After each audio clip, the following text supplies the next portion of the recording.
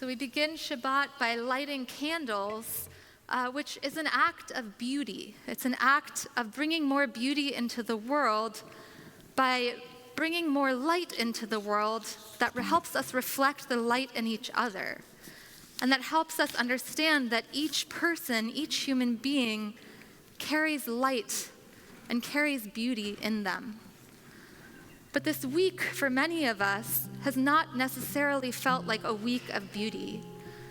It's been a week full of terror, full of terrible news, full of horrible images of people, especially people in Gaza, who we know have been struggling with the affliction of hunger and starvation. And some of us feel distraught by this. We feel despair, we feel helplessness. We don't know how to respond. And some of us feel distraught and despair, and we also feel some defensiveness. We feel like the situation is so much more complicated than those in the media may make it out to be.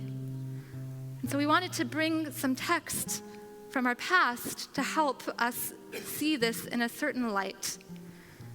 The Mishnah Torah, our text by Maimonides, one of our great scholars, says, when a poor person whose identity is unknown says, "I am hungry, provide me with food," we do not investigate whether he is a deceiver.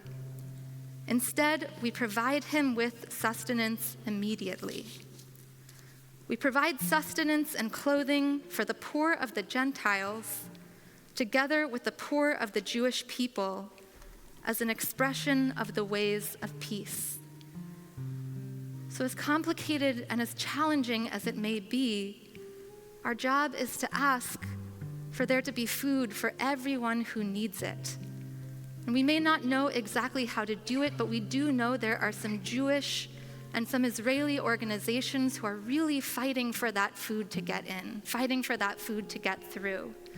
So we're hoping that in the next weeks, we'll be able to bring in Daniel Sokach, the leader of the New Israel Fund, who's working very hard to bring food into Gaza, who's working with Israelis and working with Palestinians to say, whatever happens next, we need food, we need sustenance, people need peace.